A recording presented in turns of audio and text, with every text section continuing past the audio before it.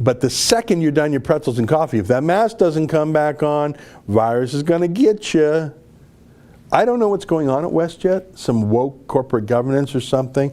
I don't know if they think this is a good look on them. But let me put out the call. If anyone in Canada who has a bona fide medical condition for which they are exempt from wearing the mask, and I showed you the form, if you have been discriminated against illegally by WestJet, and it looks like they're planning on making this a big thing, just like their big spy case against Air Canada, if they really want to embrace breaking the law, tell me. Bring me your proof that you tried to get on a WestJet plane, you had the bona fide exemption, and they went full law breaking on you. Email me to ezra@rebelnews.com. and we will sue them for you. WestJet, your safety continues to be our #1 priority. Effective September 1st, we are introducing a zero-tolerance policy in support of our mandatory mask mandate. You said mandate twice there, mate. We ask that if you choose not to wear a mask, you choose not to fly with us. Zero-tolerance mask policy. Okay, there's just one problem with that. That's illegal. Go to my tweet if you would. This is a violation of Transport Canada's mask regulation, which provides medical and other exemptions, and we'll go to the link in a second. If you are a passenger with a disability who is being discriminated against by WestJet, contact me at ezra@rebelnews.com and we'll sue them for you. And click that link there. So that's, as you can see, a Transport Canada page, guidance material for air operators, blah, blah, blah, blah, blah. And then can you Command F, the word exemption, you know what I mean? Search on the page. So, so just click, there's so many appearances, click, click, click. There's, now it goes to the different provinces, the different exemptions there. That's for quarantine exemptions. Yeah, scroll, scroll, scroll, scroll, scroll. Oh, there we go. Yeah. Removable non-medical masks.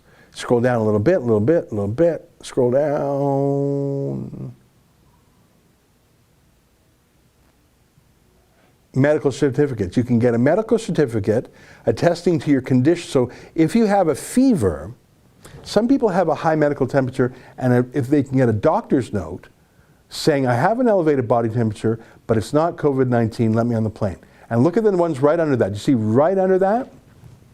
Conditions preventing the wearing of masks or face coverings. And they have the prescribed form. And you can click where it says text version there. You see that line right underneath there? So this is an example medical certificate for persons with physical or medical conditions that prevent the use of a non-medical mask or face covering for civilian air transportation. The text indicates that, quote, the holder of this medical certificate is unable to wear a non-medical mask or face covering due to a medical or physical condition. It mentions that, quote, this form may only be signed by a healthcare provider who is a physician, nurse practitioner, or a physician assistant. It requires the certificate holder information, including the surname, given names, and date of birth date. It also requires the healthcare provider information, including the healthcare provider full name, license number, and the healthcare provider contact phone number. The form must be signed and dated. So in fact, the very regulation that prescribes masks also requires an exemption for medical reasons. The whole thing is the regulation, not just one part of it or the other. It would be like WestJet suddenly saying, if you're in a wheelchair, sorry mate, you can't come on the plane. No, actually you can go on the plane, and under various human rights laws and Transport Canada rules, the airline has to reasonably accommodate that person. I mean, if you have a whole, let's say you're in a hospital bed and you have, you know, a drip in your arm and you have an EKG and you're, yeah, that's not reasonable. It's not reasonable that the airline's going to let you wheel in your whole bed in the plane. There's no room for it. But if you're in a wheelchair, they'll wheel you in and then you'll sit down and they'll wheel you off. We've all seen that. In fact, airlines let the wheelchair people go on first, and then they take the wheelchair people off last so it's not crowded. Airlines, it's a hassle for the airline, it's a cost for the airline, but it's what we call a reasonable accommodation of a bona fide health condition. Bona fide means for real. So right there in the Transport Canada regulation, I just read the whole thing to you. We clicked on it, I just read it to you. If your doctor says you're exempt, you are exempt. And just because WestJet is really, really woke these days doesn't mean they're above the law. They can't pick or choose paragraphs of the law to follow. WestJet has an unfortunate history. Can you go to my other tweet on that? It's not linked, but I don't know if you know this, and I'm a little embarrassed about this because when WestJet started, I was so pro WestJet because they were so grassroots and they were so Albertan and they had those goofy jokes they would tell. And they were an upstart and they were lowering prices in Canada because they were breaking the monopoly, or it was a duopoly. I can't remember if Canadian Airlines was still around back then. Maybe they had merged. So WestJet was this young upstart from Calgary, doing great, really funny. But then the truth came out about them. They were engaged in industrial espionage. They had hired someone, if memory serves, from Air Canada who still had all their passwords. And here's a tweet I made this morning. WestJet said, it is a requirement, blah, blah, blah, compliance. And I said, in fact, you are the ones in non-compliance. The Transport Canada regulation provides an exemption for disabled people. It's not optional. We know WestJet management doesn't think the law applies to them. That arrogance cost you $15 million last time. Click that New York Times link. WestJet settles spy case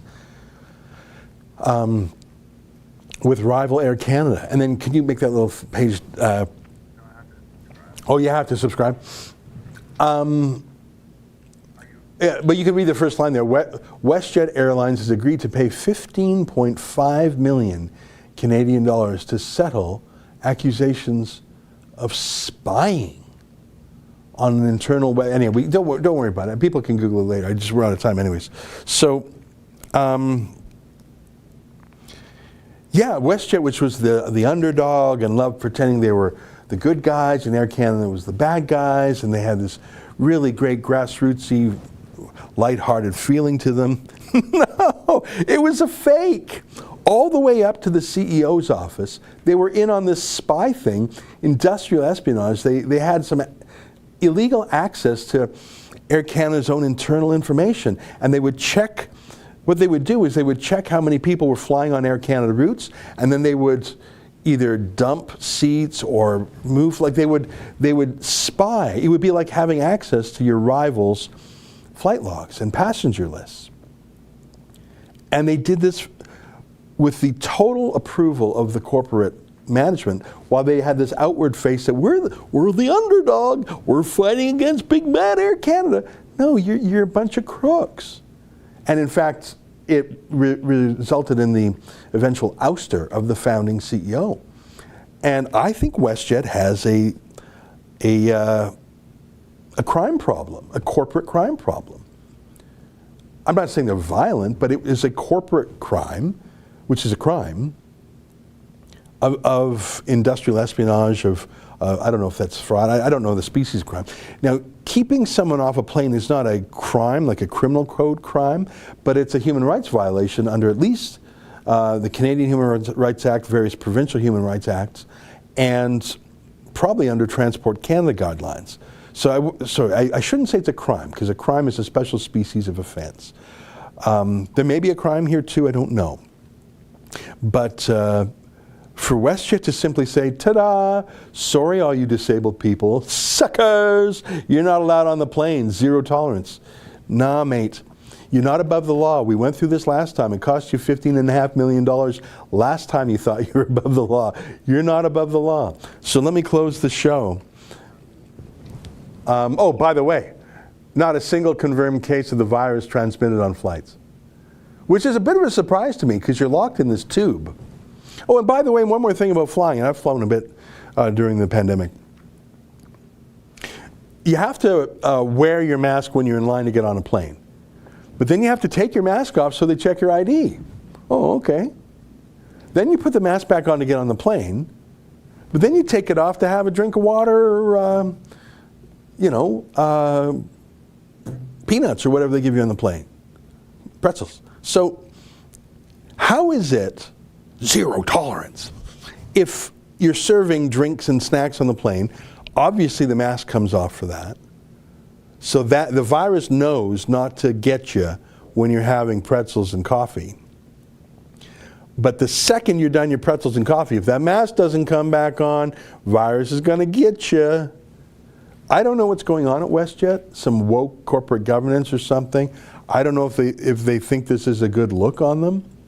But let me put out the call. If anyone in Canada who has a bona fide medical condition for which they are exempt from wearing the mask, and I showed you the form, if you have been discriminated against illegally by WestJet, and it looks like they're planning on making this a big thing, just like their big spy case against Air Canada, if they really want to embrace breaking the law, tell me.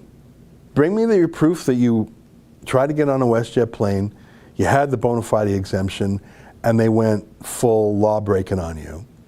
Email me to ezra@rebelnews.com, and we will sue them for you. We will sue them.